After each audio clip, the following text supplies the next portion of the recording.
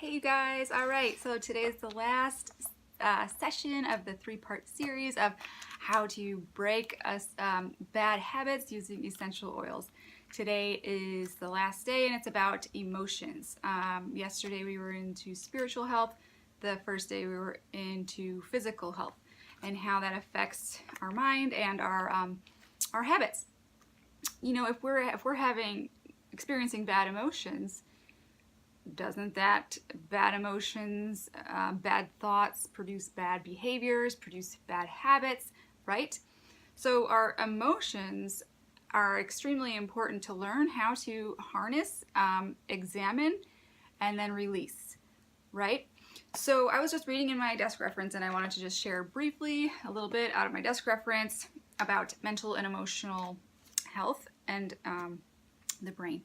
So today we live in a society of emotional turmoil. More, the evidence is accumulating that our emotional health can have profound effect on our physical health. More than ever before, researchers are probing the impact that emotional states have on the physical condition of the body. Some of you guys may already know this. Olfaction, or the smell, is the sense that is physically the closest to the limbic system structures of the amygdala, which is involved in experiencing emotion and also in emotional memory, and the hippocampus, which encompasses memory, working memory, and short-term memory. This gives you an idea of how closely linked the sense of smell is to emotion and memory. All right, so fear and trauma can produce conditioned emotional responses that, unless released, will not only hamper our ability to live and enjoy life fully, but can also limit the ability of some body systems to function properly, particularly the immune system. This can result in unexplained pain and illness, as well as depression and other psychological issues.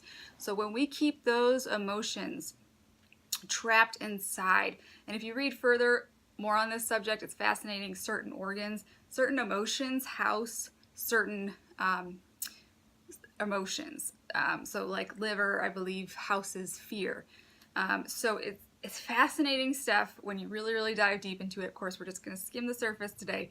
And so when you know that you know how unhealthy it is to trap those emotions, wouldn't you want to do whatever you can to release them, to work through them? You know, back when I was an addict and I would do cognitive behavioral therapy. And I actually thought that was a good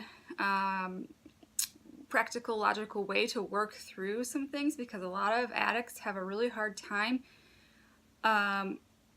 understanding even what they're feeling. I'm still working on that, to where I used to not even be able to identify a feeling that I was feeling.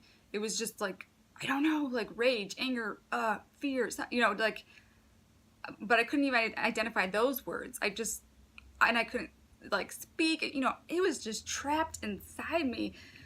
All those emotions just stuffed, and I have had lots of issues with like passive aggressive behaviors, and how I deal with things is kind of the passive aggressive. It was kind of the passive aggressive way. I have made leaps and bounds with progress on on expressing how I feel in a healthy way, and in really examining and identifying what it was that I was feeling, or what triggered me to feel that and shut down.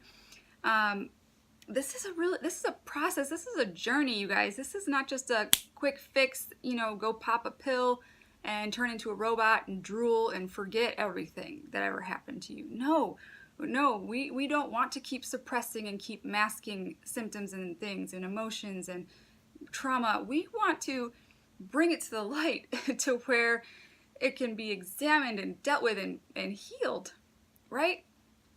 So emotions and bad habits, right? So we know that they're connected. They're connected. Have you ever like smelled something and it just triggered a memory? That happens to me all the time, where I'll smell something, or I'll be eating something, because when you're eating you kind of smell it too at the same time, and it'll trigger this vivid memory, good or bad, and it's so fascinating how God made us, and how that works.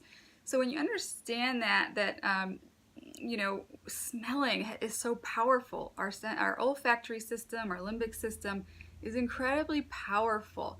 So let's talk really briefly. I'm just going to read really briefly about how can essential oils help. So many of the biochemicals in essential oils, particularly sesquiterpenes, can increase blood oxygen levels in the brain.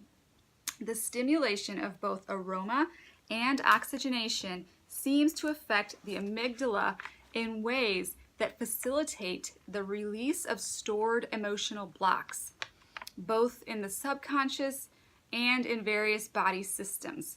Combining the aroma of essential oils and oxygenation regularly over time, accompanied by mental focus and intent, has proven to be effective in many cases for resolving unresolved physical problems that were rooted in past emotional trauma. So you guys, it's very important. It's yeah. It's something that we need to deal with and that we need to examine and that we need to work through. I'm going to link also in this email a couple of books that could be very helpful for you. Feelings Buried Alive, Never Die, Releasing Emotional Patterns with Essential Oils. So I'm going to link those in the email. I hope and pray that you are encouraged by this, that something clicked with you throughout this brief little 3-day series, and just know that I'm here for you. I'm praying for you. I'm on your side. Email me, reach out, message me, whatever. Let's talk, and God bless you.